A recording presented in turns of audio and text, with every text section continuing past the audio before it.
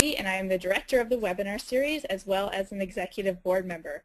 Tonight we are honored to have Jeffrey Tucker deliver a talk on freedom through technology, making an end run around the state.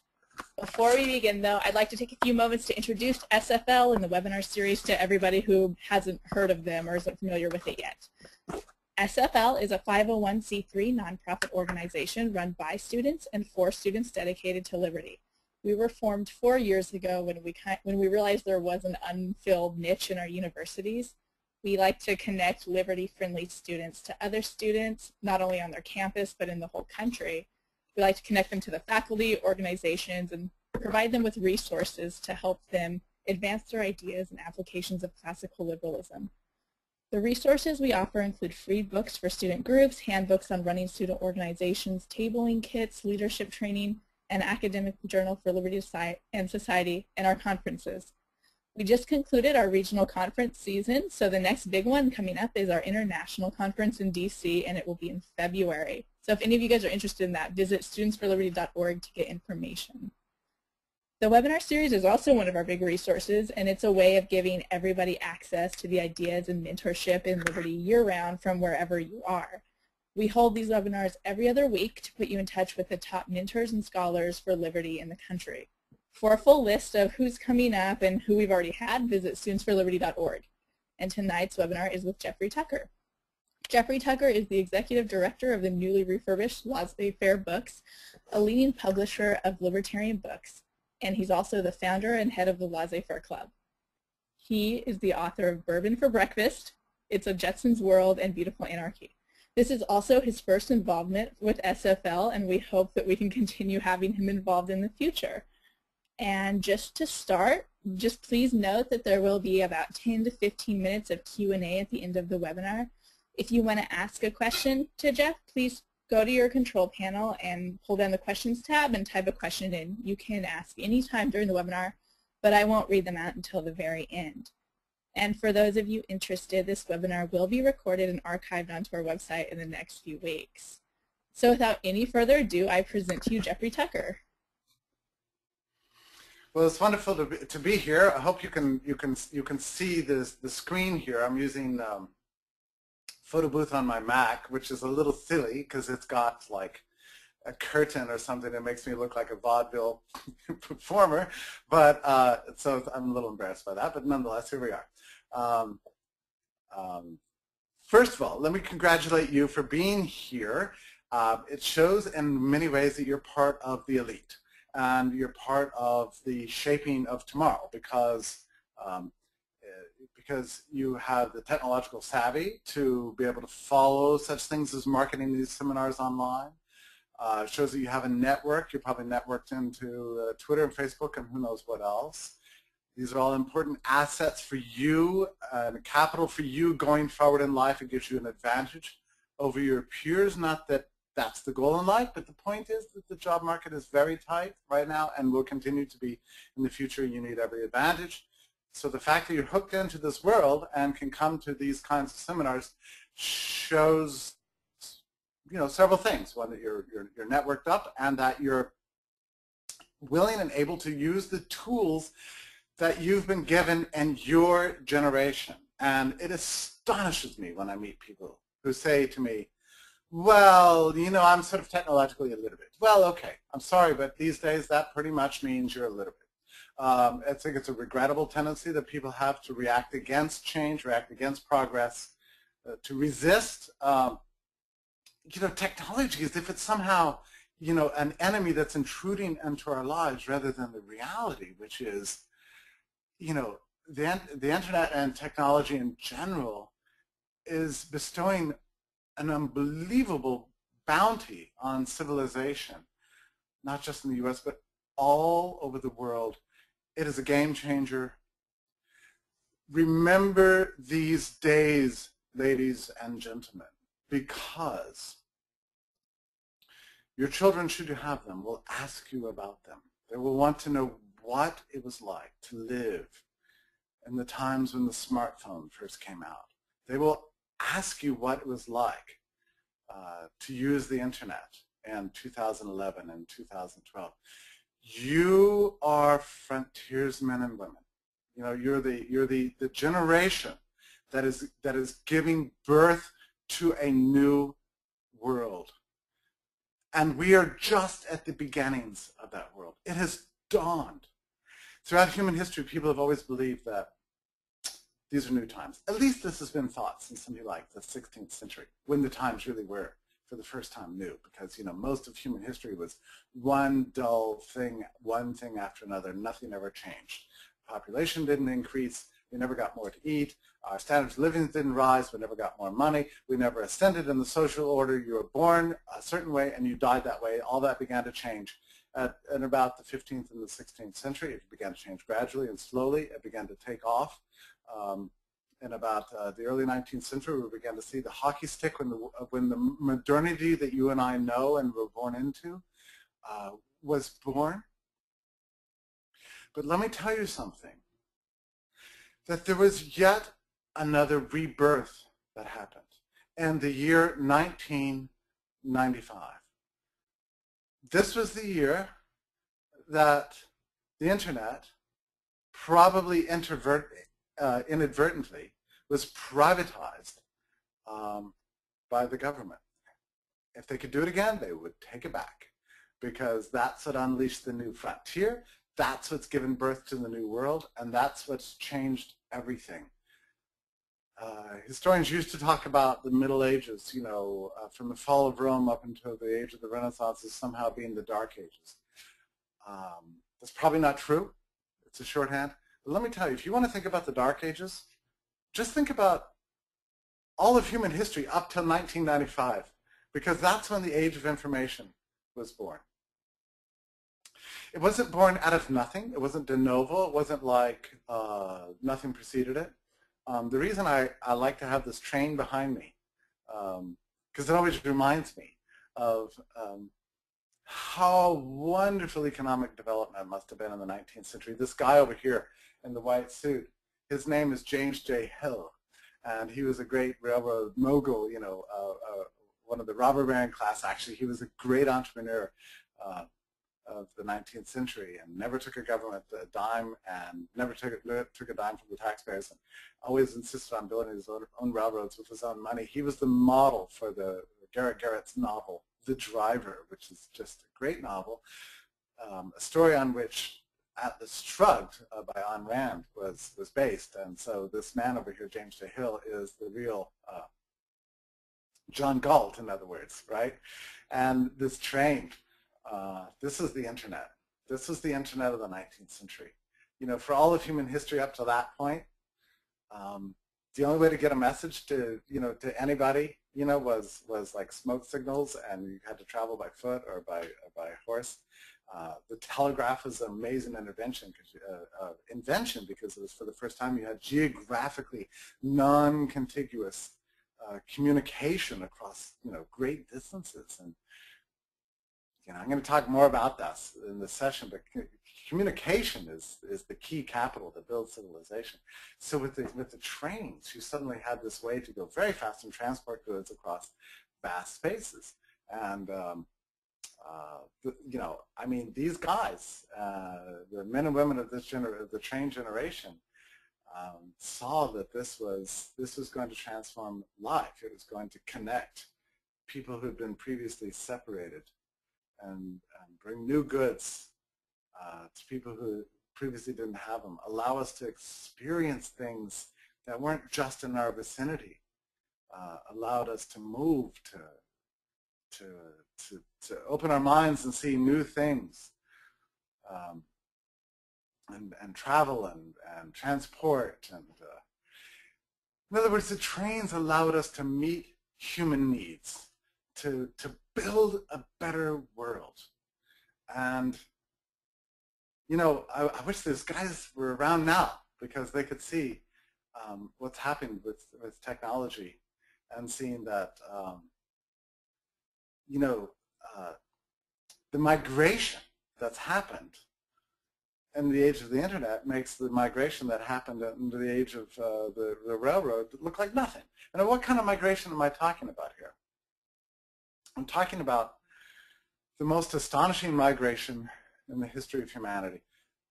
The dramatic migration of so many things we need, so many goods and so many services from the physical world to the digital world. And that's what's happened. I mean, it began just a little bit at a time. And it's accelerating at a pace that's amazing.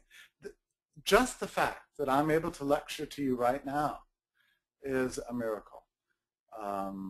The old days, nobody could lecture unless you were in a physical classroom. You had to be in the same physical proximity as somebody else. Now, learning and ideas have migrated.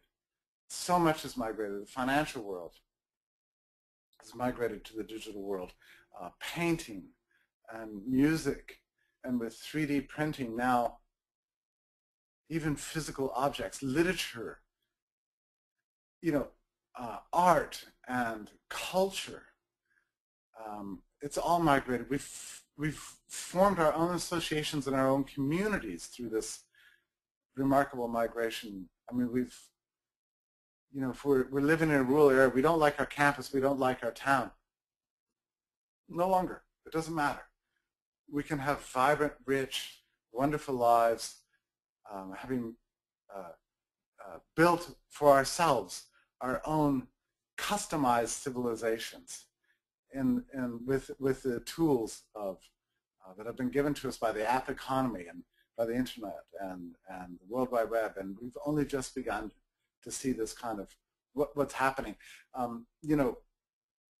Cisco every couple of years does a great little forecast of what's ahead for the future, and they've been 100% right up to now. Actually, they've underestimated the changes, and I just kind of printed out some of the things from the latest forecast.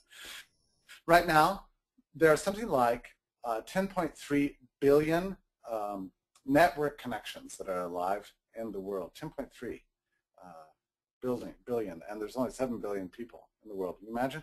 So by 2016, they're estimating that there's going to be 19 billion network connections alive. That's 2.5 for every person on Earth. That is a gigantic world. By 2016, they're expected to be 3.4 billion internet users. That's about 45% of the world's projected population. Could be much higher than that. That's half of humanity linked and networked, building a new world.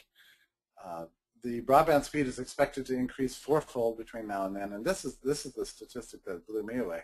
By 2016, 1.2 million video minutes, the equivalent of over 2 years, will travel the internet every second. That's by 2016. An amazing thing. So some of what I'd like to talk about in this talk tonight is about some of the cause and effects that are going on here. Like what is making this new world possible? What does it portend for your future and for my future and for the future of learning? I want to talk about the ways it's helped the cause of freedom, about which I'm extremely optimistic despite everything you read. I would like to talk about some specific threats to the digital age that we need to be aware of and concentrate on. And I'm hoping that there are some of you who are watching, listening, who will be interested to follow up on some of what I'm talking about, because we desperately need researchers and writers and intellectuals to be up on these kinds of things. I mean, my own assessment of libertarians is sort of falling a little bit behind in this area, and I would like to see some research on this. And then I'd like to conclude with just some practical suggestions for things you can do to engage this new world of freedom a little more closely and carefully. So let me say, first of all, what hasn't happened. You know, all the predictions of disaster that were met us at the outset of the digital age in 1995, none of which have come true. You know, it used to be said that, oh, it's terrible, people are getting on email and they're losing touch with their communities. We're losing touch with humanity. I mean, quite the reverse happened. We got more in touch with humanity than ever before. You know, I don't know about you, but I mean, like, there's some friends I've had from high school that I just seem like not be in contact with. They're like, I can't get away from them now. You know? And if you're listening right now, I don't mean you. But it's like, you know, the exact reverse has happened. We haven't thrown ourselves into some sort of, you know, uh, dehumanizing machine that's grinding away our souls. Like the old conservatives used to say, or that the left. There's always people that have feared technology. None of that's happened. In fact, it's hasn't killed jobs. I mean, in fact, it's created jobs. Hasn't divided us. It's united us. I mean, anything. People sometimes talk about technology as if, we're all just sort of sitting here minding our business, and then the bad technology man comes and shoves it on us and says, oh, here's your new piece of technology. You got to use it. And we're like, oh, I don't want to use that. I don't want to learn a new gizmo. I don't want a new thing to learn. That's not the way it happens. The reason technologies do well is because people use them, people buy them, and they're economically viable. That's it. Which is to say that they meet human needs in an economically rational way. I mean, that's what technology is all about.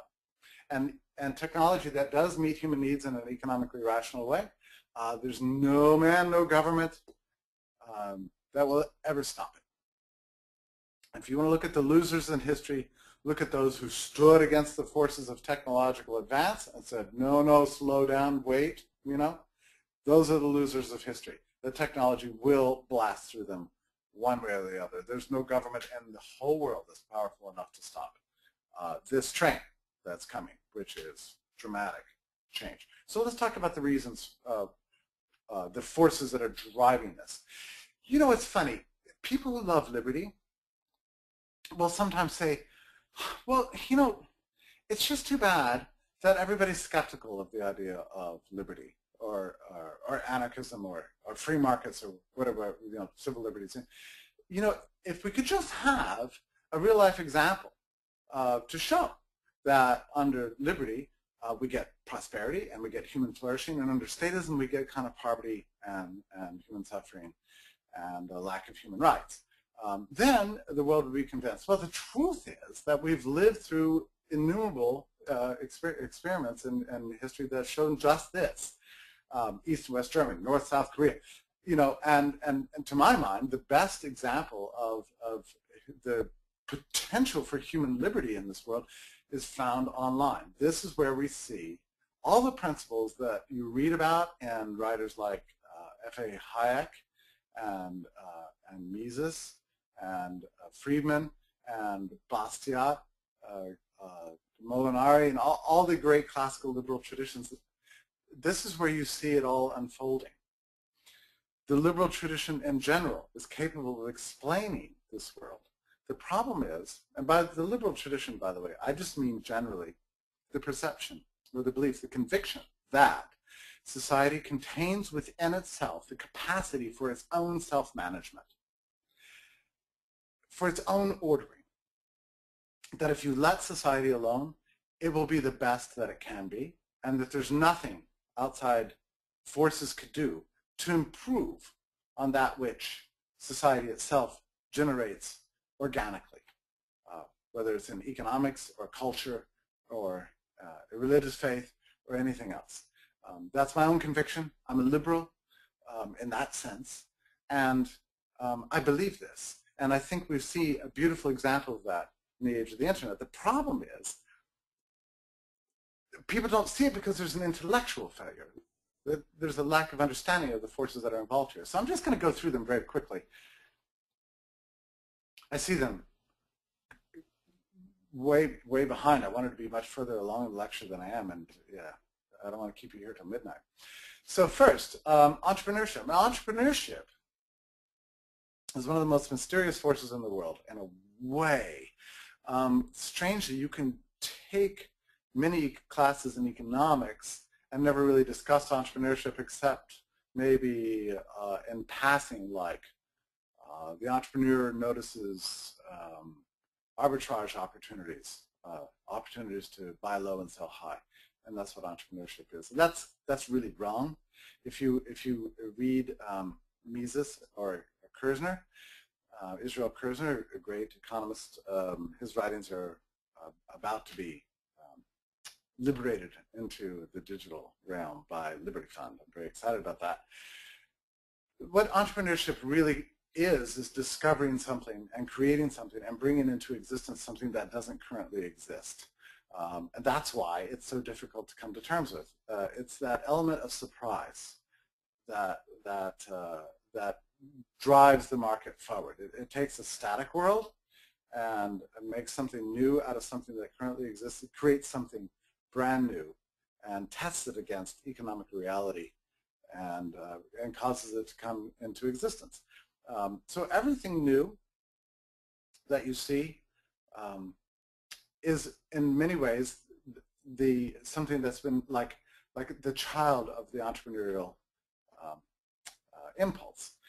Entrepreneurship is not anything you can ever get rid of because we live in a world of uncertainty. We only know for sure the things that happened in the past. The future is in many ways unknown to us, and I can tell you that ever since I've been involved in commercial enterprise, now 12 months at Leslie Fair Books, I'm more and more impressed at just the I don't know, the astonishing challenge that the commercial marketplace represents for the human mind, because it's not enough just to think of new things. You have to go out and do them and test them against economic reality. I had an article or a blog post or something today on the headphone market, for example, and I'm just astounded, at just the sheer creativity that's involved in the headphone market. 20 feet of shelf space at Best Buy, dedicated to audio headphones.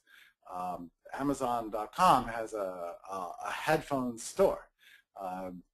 10 years ago there was just a handful of makers of headphones and only one premium headphone made by Bose, and then the market was crashed by Dr.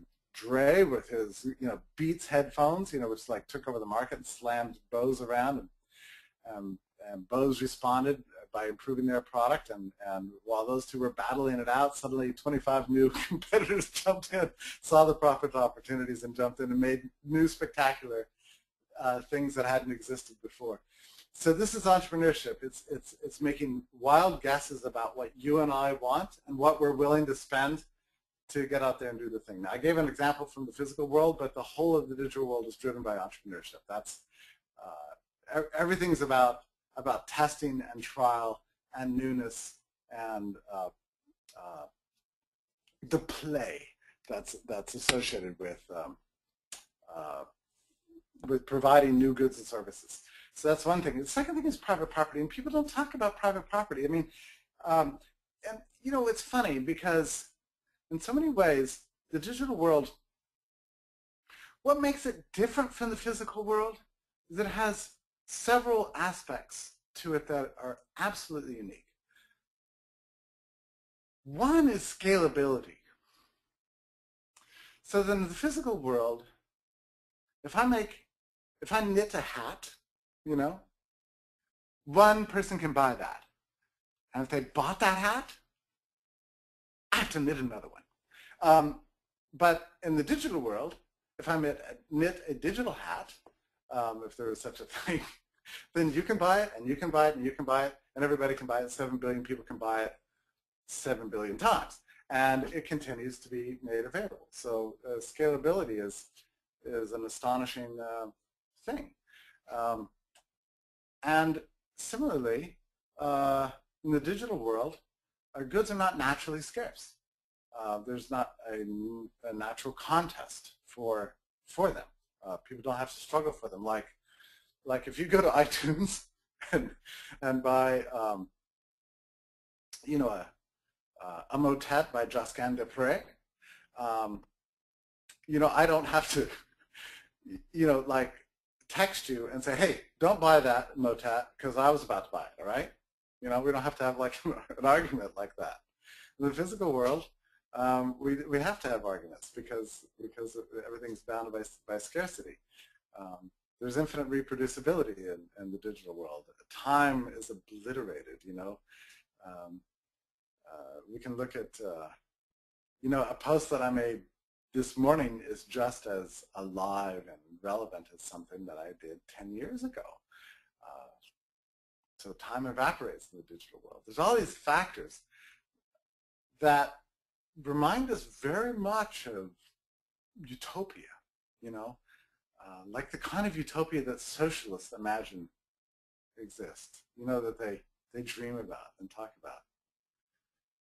But we have to be very careful because the digital world is ultimately rooted in physical reality, and the physical reality has to have private property rights in all of its forms. Now, I'm not of the opinion that somehow private property rights are an essential moral category or something. They come from heaven, divine. I think that there's moral rules attached to them. But basically, private property is a social construct that we came up with. I mean, people like us,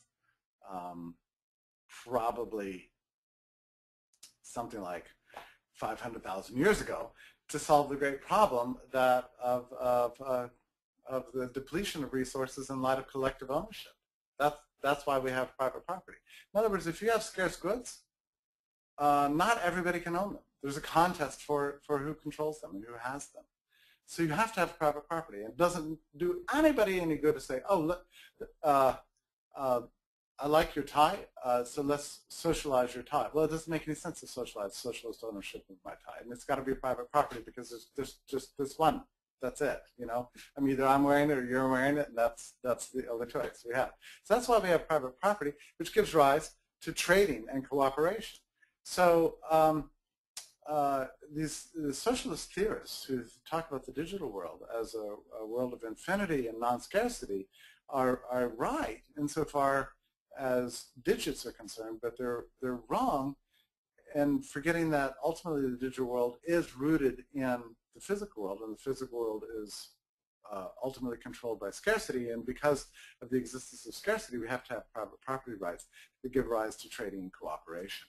So that's the second pillar that's driving this revolution, is the private property. The third one is the division of labor. The division of labor, first explained most elaborately and impressively by Adam Smith. It allows us to cooperate with each other regardless of our talents or skills and benefit from this. And you notice this most in the digital world. You can see how this happens.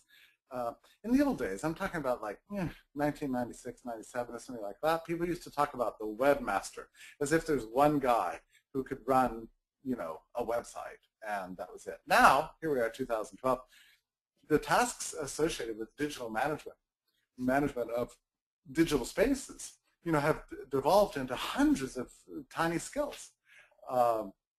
And so there's video editing and audio editing and specialists in this and C# and I mean every kind of code package there is. There's experts in everything. People who, and especially in the app economy, division of labor has become extremely important. And it doesn't just mean geniuses cooperating with each other. Everybody benefits from the division of labor, regardless of your skill level, and that's mainly because of the scarcity of time. So a fourth pillar in this kind of digital market is cooperation. And I'd like to talk about cooperation because so often when people think about the market economy, they think of it as you've heard this, dog-eat-dog world, and oh, it's just a kind of a big gladiatorial fight, between big players and corporations, pummeling each other and that sort of thing. That's what capitalism really is. I don't think about capitalism that way. I think about capitalism as essentially a place where we decide that it's better to work together than to clobber each other over the head. That's it. That's the whole of capitalism. You want to sum up capitalism in a word I would say cooperation. This echoes exactly what Mises used to say again and again. Capitalism represents a kind of a recognition, a social intelligence of work that says it's better for us to work together than to fight each other. That's the whole essence of capitalism, or the market economy, or whatever you want to call it. Freedom. It's the essence of freedom.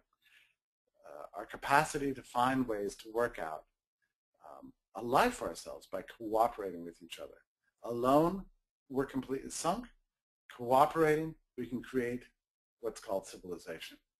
A fifth pillar, a fifth driving force of the market economy and the digital realm is learning. I don't see this being emphasized enough in our world. There's a tremendous amount of copying. Everybody copies everybody in the digital world. You see something that works, you copy it, you apply it to your realm, and you try to make a go of it. Copying is, or if you want to use another word, emulation, is an important factor in market economies.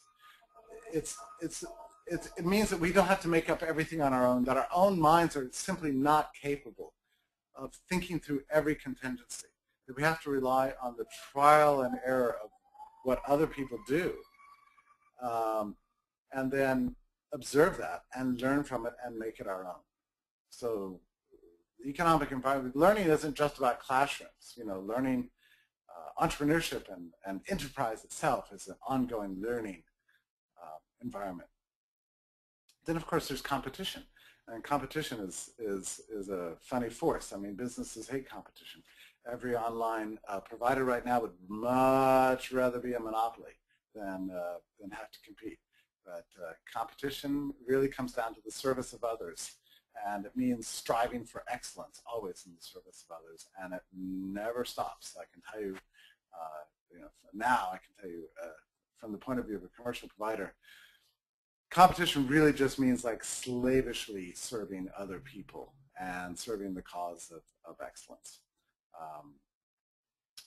Another force driving the revolution is something I mentioned earlier. It's play. It's experimentation. People are constantly annoyed about how people use digital media, just seemingly wasting time. Well, I'm going to tell you, wasting time, so-called, is an essential force that has been driving progress in the digital realm now for a very long time. I just call it play. It's the most valuable thing you can do. I always encourage parents to just give their kids iPads and let them play. I mean, that's the best possible way to learn.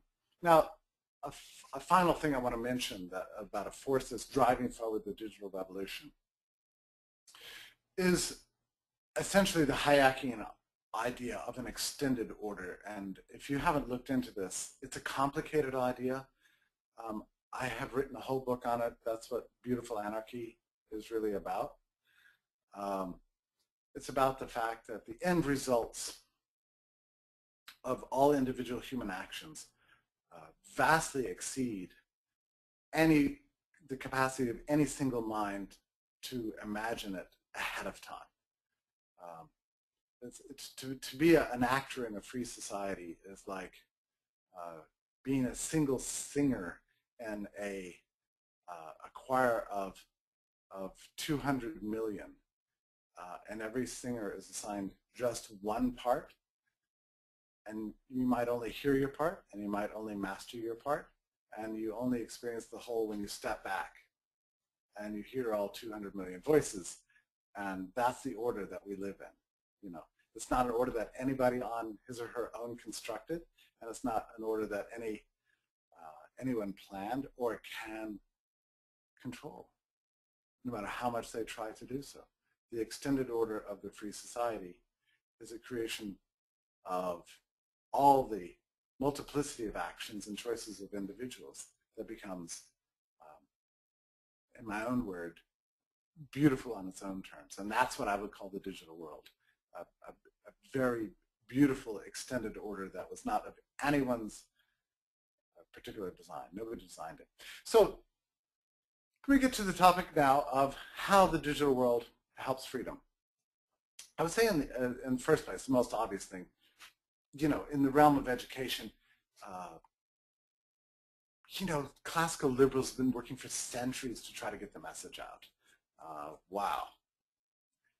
It took the internet to make this thing possible. I've been very intimately involved in this process of putting texts online, making education available online, shifting publication from the physical to the digital world where you have infinite availability and infinite reproducibility. This has been such, and I don't need to tell you this because you know this. In the old days, it was almost impossible to get the message out. When I was in college, there was, in retrospect, there was no way to know anything. Really, you couldn't know anything. You didn't know I mean, you had to hope that a professor would, you know, denounce Mises or something, so you get curious enough to read them, you know.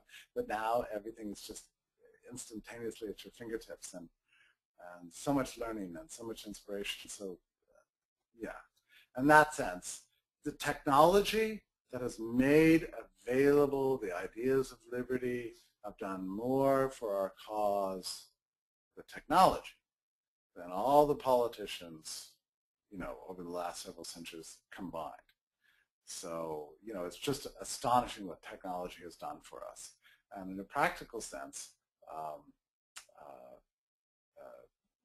you know, the online world has been a kind of a teacher for us in the practices of liberty. Earlier I mentioned that I like to point to the digital world as a beautiful example of anarchy in play.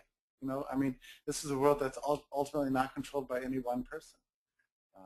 It illustrates so perfectly the capacity for a society to manage itself, not just a society, but the whole world to manage itself. And that's what we're seeing in the digital world. So it provides that example for us. I think we should all point to it. It helps freedom by allowing us to have new forms of communication. People always underestimate the power of communication. I don't think it's an accident that economic growth really took off most substantially in the history of the world after the invention of the telegraph, because that was the time when people could share ideas. So not all ideas have to be invented out of your own head, but you can learn from others. And that's what the internet has allowed us to do. It allows us, you know, infinite opportunities for communication. Robert Higgs, in his really pioneering study of the Gilded Age, said that one of the reasons the Gilded Age led to economic growth of 5, 6, 7, you know, 10, 12% was that we saw this mass migration out of the rural areas to the city. So what's the point of moving to the city? Just so you can go to the theater? No. The point of moving to the city is so that you can have contact with other people, and that you can exchange ideas with them. Merchants can talk to each other, and consumers can talk to each other, and out of communication emerges something bigger than went into it. You know, communication isn't just about one idea slamming against another. If you have the right kind of communication, there's something more glorious that emerges when 2 people or 1,000,000 people bring their ideas to the table. That's when you see real creativity take place. And I like to say that in the internet, what's happened is, with the globalization of the digital world, is that the whole world, or at least half of the human race, has moved to the city, in the same sense that people moved out of rural areas into the cities in the Gilded Age, or in the beginning of the age of capitalism in Europe. And so we've all moved to the city. So we all have contacts with everybody.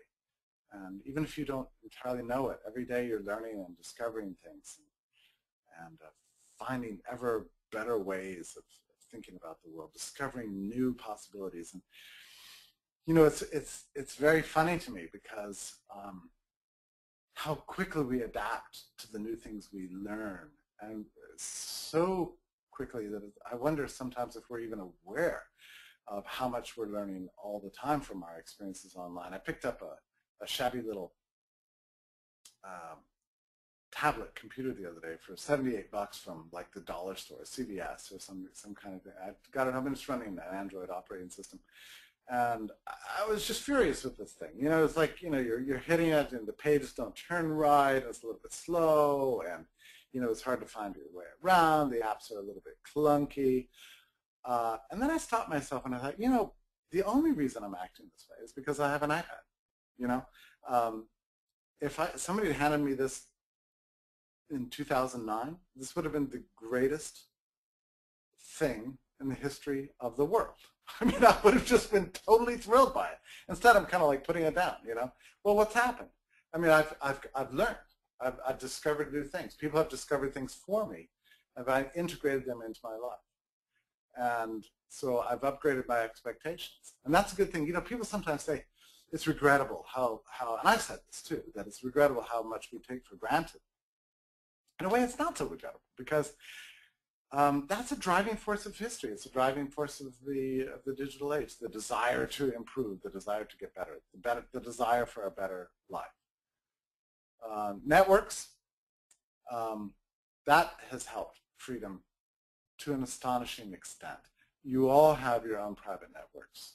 And I'll talk about this more at the end of this talk. And I would like to emphasize this for you going forward. This is a very important opportunity. I'm just going to pass over that one for right now. World peace, the division of labor. You know that nowadays we know so much more about the world than we've ever known before.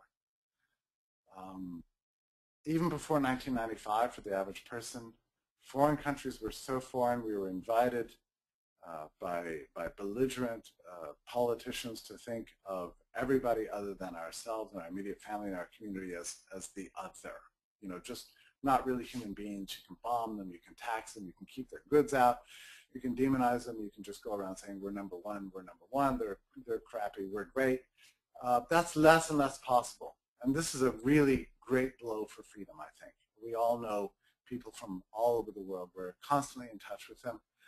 Students for Liberty has, you know, organizations all over the world at this point. There are international events. People get to know each other. You're online all the time. We learn from other cultures, and we're in contact with them. This is a way in which technology has helped bolster freedom. To say nothing about world trade.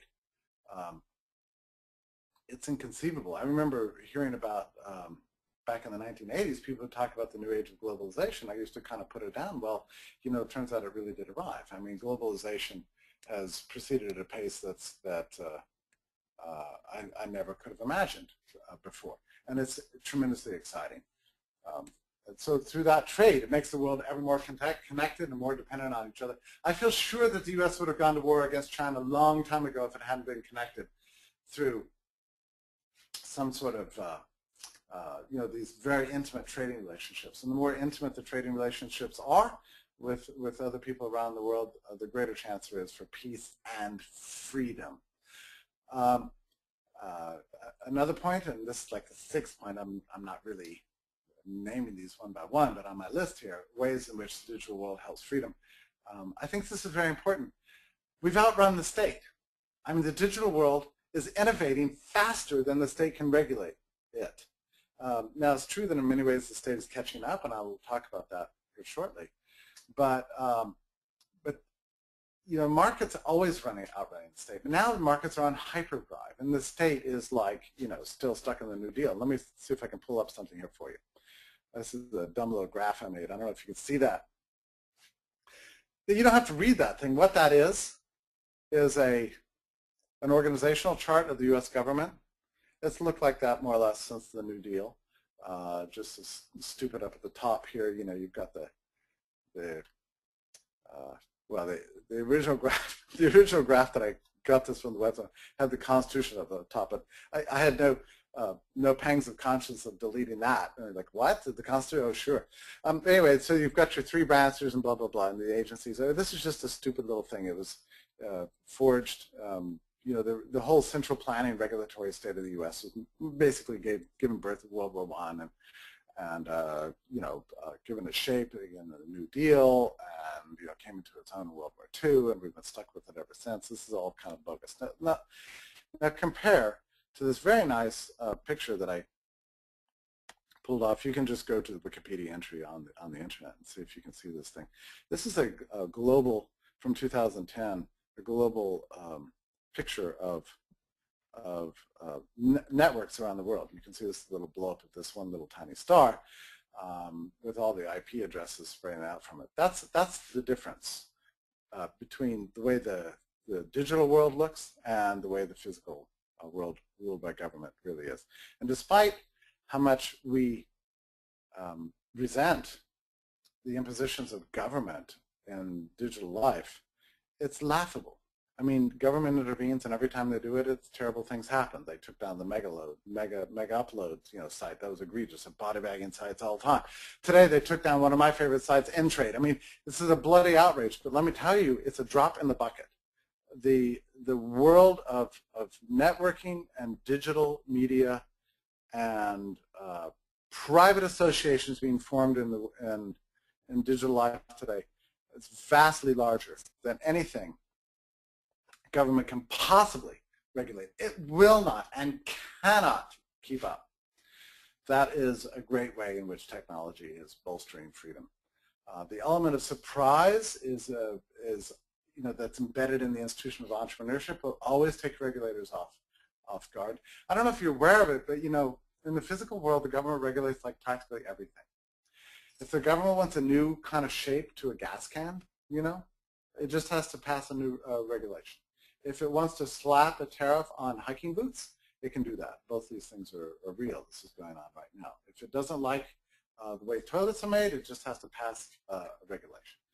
There are embedded bureaucracies with 100 years of crufty regulations that are managing everything you see in the room around you right now. Digital world, it's all too new. New technology is coming online every second. Regulators can't possibly keep up. They are running decades behind. The mass migration into non-scarce goods, from scarce goods into non-scarce goods, is just fantastic because you're leaving the realm of scarcity into non-scarcity with infinite duplicability, and essentially there's no way that the old-fashioned anachronism that we call the state is capable of managing a world of infinite reproducibility, infinite scalability, and sheer timelessness that the digital world has represented. And this is just an unbelievable blow for liberty in general. The state thinks and behaves a certain way. It's very much bound up with its guns and with the physical world that its tanks sit on, and that the ground that its troops walk on, and the places where its embassies are and where its regulators land. And yes, they try to intervene in the digital world, and they're more successful than I'd like them to be, but ultimately the state is about coercion and control, and it can finally, in the end, only fully control that which it is physically present for. When the government bureaucrat has its hand around your throat, he's in charge of you. But the second he walks away, you are ultimately a free man again. So if we migrate out of the physical world into the world of the digital realm with non-scarce goods and infinite copyability and infinite scalability, that is a way of leaving the state. And it's precisely because of the freedom of the digital world that we've seen such innovation. I mean, gosh, if you could really do this, make the physical world as free as the digital world, we'd be home free. And I also believe that there's certain organizing potential in the digital world that's allowing people of like minds, people who understand the principles of liberty and liberalism generally, to be able to organize together in a way that was never possible in the past. And we need to thank and have an appreciation for all the tools that we have, whether it's Twitter or LinkedIn or Meetup or Facebook, or anything else. I founded the Laissez-Faire Club, precisely to provide this kind of learning community, all of which is leading to a new enlightenment. And the original enlightenment built the modern world. I think we're seeing a new enlightenment. Now, I have 2 more sections. I'm so short on time now, and so I'm just going to run through this stuff so quickly and just try to hit the high points, all right? The threats, intellectual property enforcement is a mortal threat to the digital age. I don't think that that ultimately they're going to succeed. Of course they're not going to succeed. The government just yesterday took down a ton of websites on grounds they're selling pirated goods. What are they talking about? I mean, you go to any place in the world, you can buy pirated goods, and thank God for it. Romney during the elections was talking about how he's going to go after China for selling pirated goods. What does he want to do? Shut down the entire Chinese economy? This is insane. So-called piracy is just a natural market attempt to emulate and learn. The enforcement of things like copyright and patent are aggressive interventions that are relatively new in history that have absolutely no place in a market economy. And if you think that I'm crazy when I said that, by saying that, and I'm sure many of you do, just put that thought on hold. Don't dismiss it entirely. And I would suggest you do some serious reading about it. My own book, Judson's World, I have a new edition coming out, goes through the process of thinking through this intellectual property issue very carefully. We have to get straight on this because it's, as I say, a very dangerous threat to the digital age. By threat, I don't mean that they're ever going to successfully enforce it, but I just don't want ideas to become like crystal meth, having to go underground. Already a huge percentage of the world workers are having to work in the informal sector. The more enforcement we have, the more it pushes things into the underground, which is highly regrettable. Arbitrary power and body bagging, as I mentioned earlier today, earlier in the lecture. N-Trade was just taken down today. Astonishing. I can't help but think it's because N-Trade outsmarted every election predictor out there and got the election exactly right. I love to follow N-Trade, and now they've taken it away from me.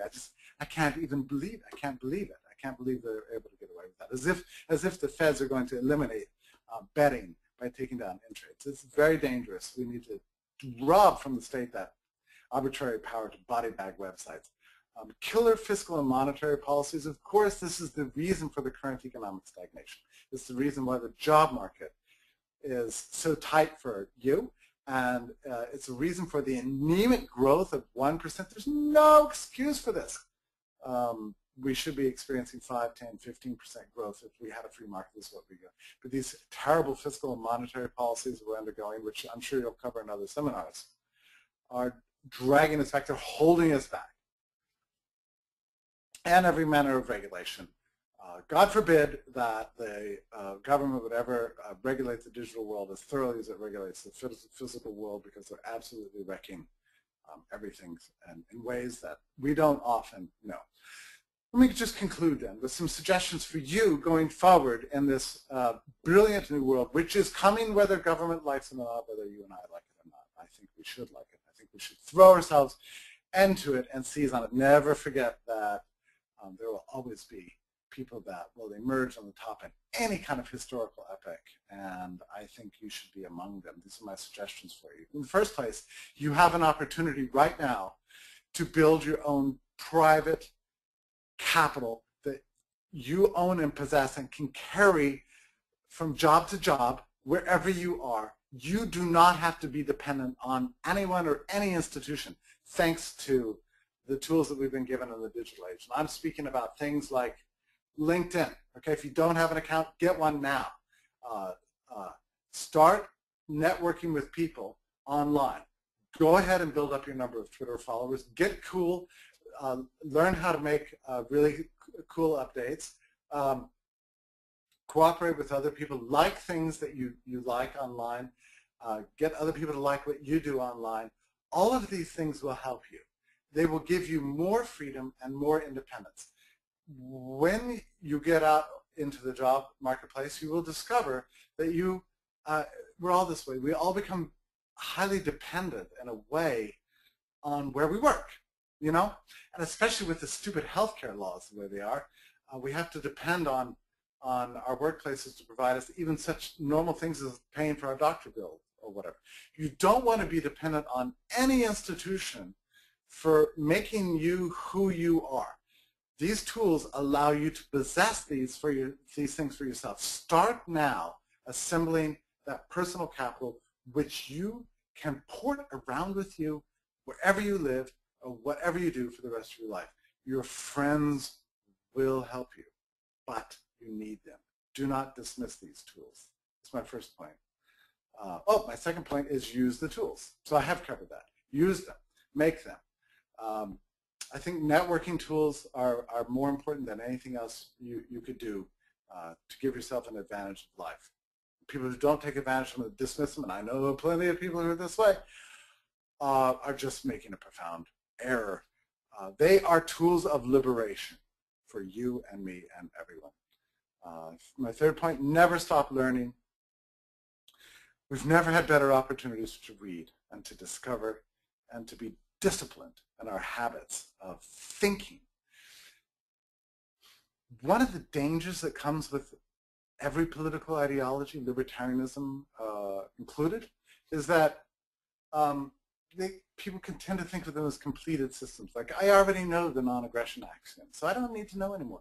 It's not true. There's so much we can learn, so much we can revise, so much better our theories can be, so many new things to discover. Never limit what you read to one particular school of thought or one particular author. Yes, read the greats that you know within the liberal tradition, but read everything else. It's the clash of ideas that gives rise to new creativity. And we are desperately in need of creativity in our world. Be wise in your life decisions. That goes without saying, but listen,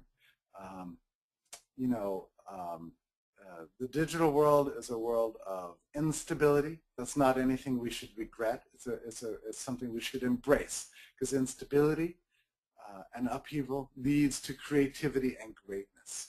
Seek it out. Don't always seek stability. Seek instability.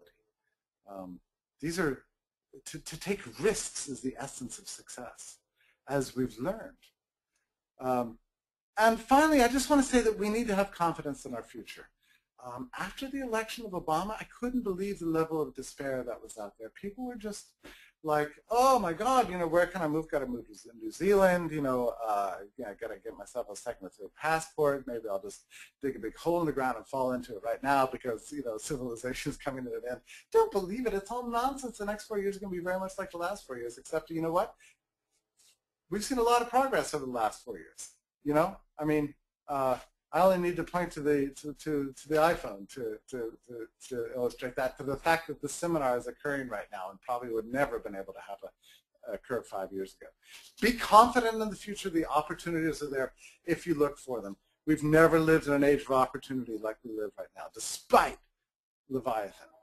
It's there for you. I hear the train coming by, so I'm going to stop lecturing and let it go by and then take some of your questions. Thank you so much for being attentive.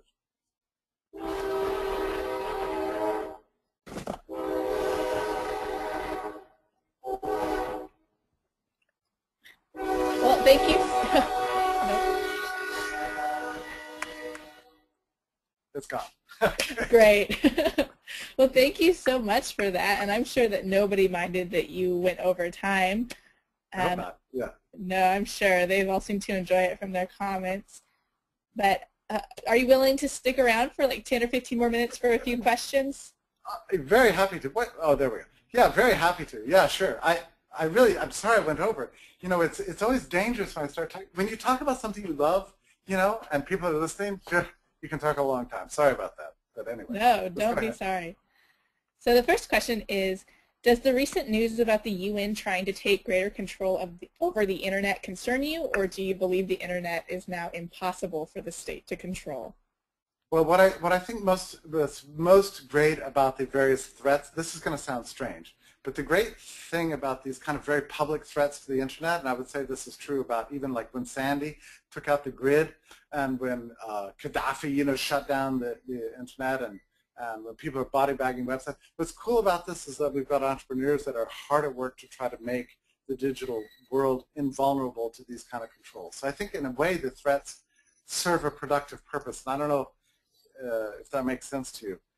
But when the threats are there, that means that people are hard at work avoiding them. I think something like Bitcoin, for example. I mean, the dollar has not collapsed, but Bitcoin has been invented to provide an alternative to what its inventor believed would be the inevitable results of fiat currency, and I think he's right about that. So in some ways, these threats serve a purpose of kind of getting people, making people more aware of what's possible. And I see that over the next 5 and 10 years, yeah, there's no chance at all for like whatever the stupid UN. I mean, who even cares about the flipping UN? I mean, it's ridiculous. Like I say, the government has guns, but guns are nothing compared to the realm of digits. That's where the real power is. So yeah, I don't think there's any chance. And I love the fact that entrepreneurs are very busy making ourselves ever less attached to the structures of power. Yeah. Great. Okay. And then the next question is, the next question is kind of related, so I'm just going to go ahead and ask it now. Rarely do we ever see the state impose control over an entire sector at once, but usually in waves of regulations, laws, and agencies. What will prevent the state from slowly crushing the digital sector in similar waves of regulations and agencies? Yeah, well, so the thing is that it took a very long time for the state to catch up in the physical world. I mean, they're destroying indoor plumbing, for example. Okay, indoor plumbing was around for like a century until the state finally got around to destroying it. Refrigeration is the same thing. I could go through the list of products in the physical world. What makes me optimistic is the speed. The state moves at a much slower pace than the private markets. The digital world is accelerating in this level of development at a rate at which we never saw in the physical world. And this is because of its peculiar properties I talked about. Infinite copyability and scalability and global division of labor and unrelenting entrepreneurship and infinite possibilities of cooperation and learning. All of these things combine to make something that strikes me as a completely unbeatable force.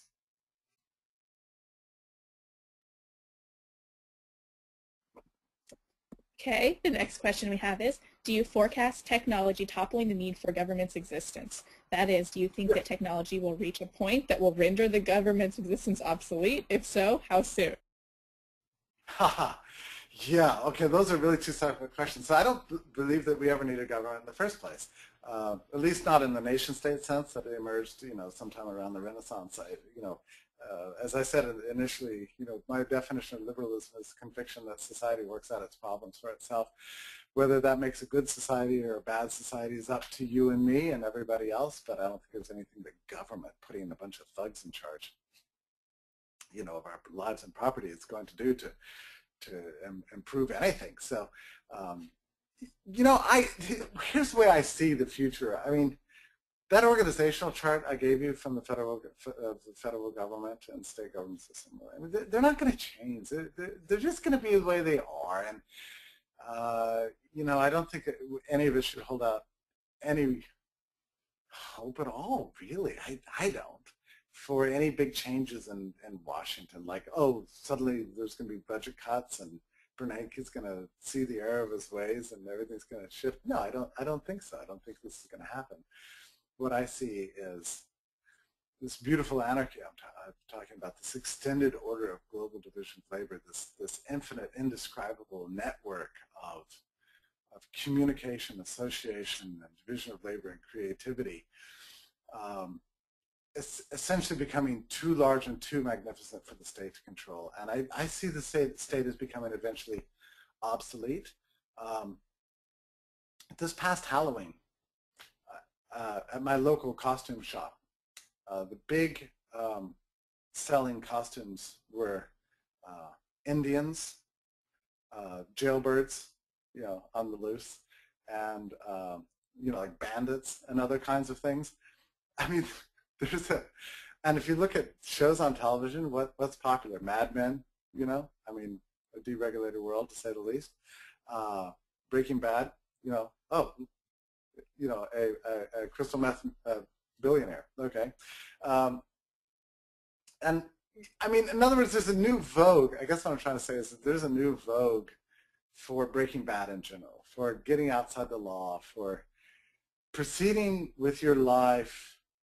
I don't mean overt law breaking. What I mean is that humanity is going to proceed down the path of development regardless of what the state says. And I see the state as losing ever more status, and the institutions and associations that are being created by you and me and everybody else in the world gaining status to the point that, yeah, the state will become ridiculous and eventually obsolete. And I think this is going to happen in our lifetimes. I do believe this, yes.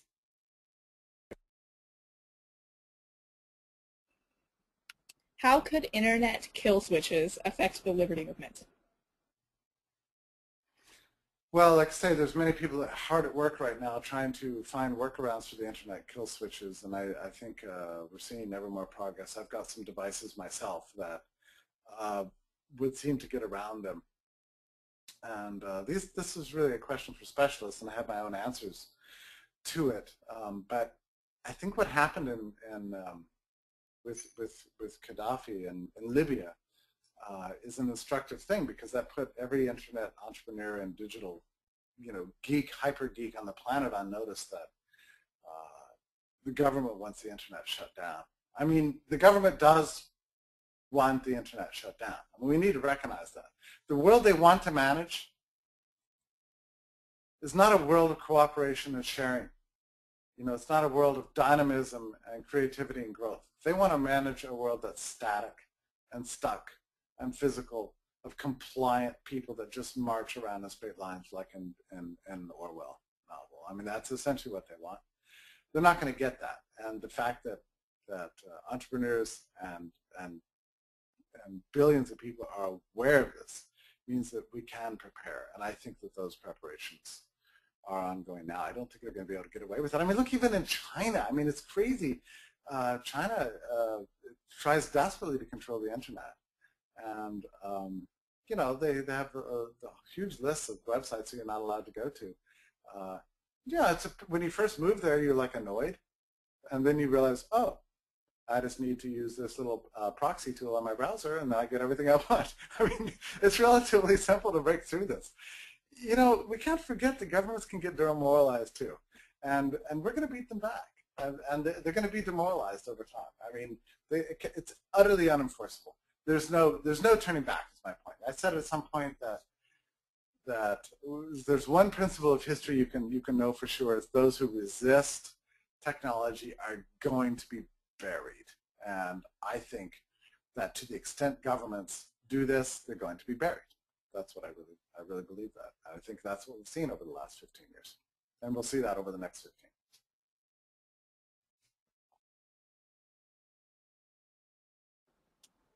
Okay, this question is a little bit different than the other ones I've asked.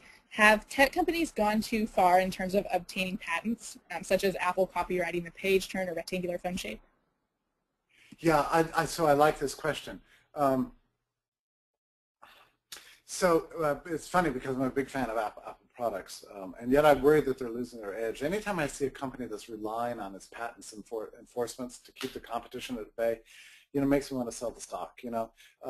This is not a good way to do business. And the way patents work, people think that patents are important for the little guy to get a handle in the marketplace and beat the big guys. It doesn't work that way at all. It's exactly the reverse.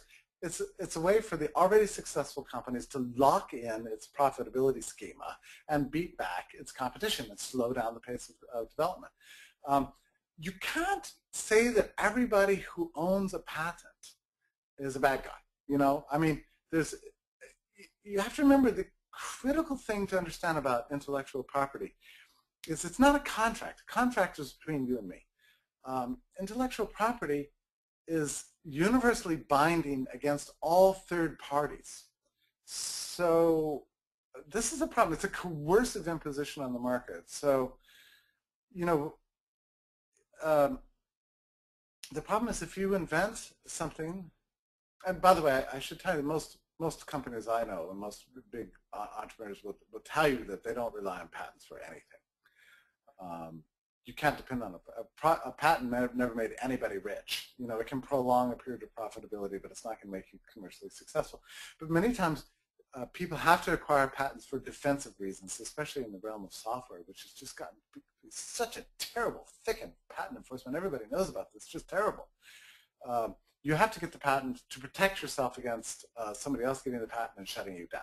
So that's that kind of patent. On the other hand, listen, I think what the questioner is saying implies what I actually believe, which is that Apple has gone way too far. They've gone beyond just using defensive patents, and they've aggressively gone after the competition in ways that are ridiculous. I mean, this absurd lawsuit, that the iPhone had against Samsung for copying its stuff. It concluded with this idiotic jury, awarding Apple some billions of dollars settlement, And then just several weeks later, the iPhone 5 comes out that looks, well, guess what? A lot like the Samsung already does, you know? And then, you know, a few weeks later, Apple releases its iPad mini to great acclaim. Well, guess what? Samsung already had a very nice mini tablet that runs Android. I mean, like, who's ripping off who here? This is crazy. And look, I'm all in favor of stealing. Everybody should steal from everybody. That's the essence, and by the way, stealing. I don't mean steal, because ideas are infinite, right? You can reproduce them infinitely. You don't. There's no such thing as stealing. Stealing means that I take it from you. You don't have it. I mean, that doesn't happen in the digital. In the world of ideas, you can take ideas, or you can emulate and copy. That's what it's all about. So yeah, I think Apple has been rather wicked, and I would say the same thing about things like Monsanto's seed patents. By the way, you know, I mean the left really hates those things, and you know the sad thing is that they associate them with capitalism, and it's not capitalism. I mean, it's been the practice of big business ever since states have made it available. That doesn't mean it's the same thing as capitalism. Patents and intellectual property protection in general have nothing to do with the free market. So yeah, I get very upset with these companies for doing these things, and I wish they wouldn't. On the other hand, the moral hazard has been made there, been created by government in the first place. I mean, we should absolutely repeal all patents and copyrights and intellectual. And I would say the same thing about trademarks, although I'm not going to make that argument here now, but for some other time maybe. Great, so I'm going to ask one more question since we are pretty much over time already, and it is, technology obviously plays a role in modern warfare. How do you envision technology playing a role in creating peace? Oh, that's a beautiful question. Technology plays a role in modern warfare, and it certainly does. How will it create peace? Well, you know, during the Arab Spring, it was a wonderful thing where people are fleeing, you know, helicopter bullets and the guns of the government, and they're twittering back and forth to tell each other where the officials were and how they can organize. I was so inspired by the real-life examples that we saw in the Arab Spring. And, you know, if nothing else, if it helps us to assemble all the peaceful people in the world to come together.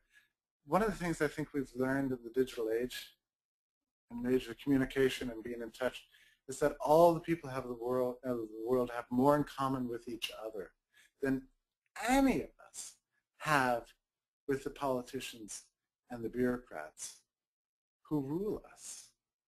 And that consciousness, I think, is the most important thing we could ever have.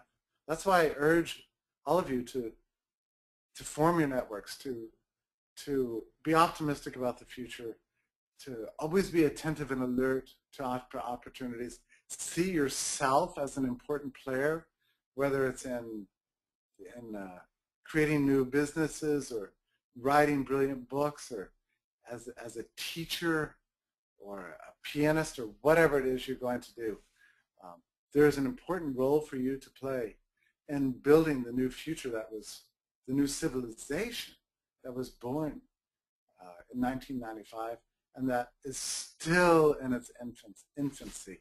We have a wonderful world ahead of us, and people who believe in liberty have a special role to play in it, because we can go about our business with conviction, with wisdom, with intelligence, with radicalism, and continue to push history down the path that it needs to be put on. Thank you so much, everybody, for attending tonight. I'm very pleased we had so many people coming, and I'm grateful that you stuck around and listened. Please write me anytime. You can write me on Facebook or at LFB, Tucker@lfb.org. You know, I'm always available. And thank you again, especially for Students for Liberty, for hosting this wonderful event and having confidence that I would say something that, you know, would mean something to somebody. So thank you. Yeah, thank you too. I wanted to let you know that we had so many people writing to me how much they enjoyed it, so, and how excellent it was. So thank you. And thank you to everyone who participated tonight. I hope everyone continues coming back to our webinars to learn more. We're going to have we have one more left in 2 weeks, and then we'll start our spring series, probably in January or early February. And on a final note, shortly everybody will receive a follow-up email where you'll find more detailed information about our next webinar and about SFL. You'll also receive a survey to evaluate the webinar. And please take a couple minutes to fill it out. It's super short and it helps us improve programs and make the webinars as interesting as they can be. So with that, we're officially wrapped up. Thank you again, everyone, for your time this evening, and have a good night.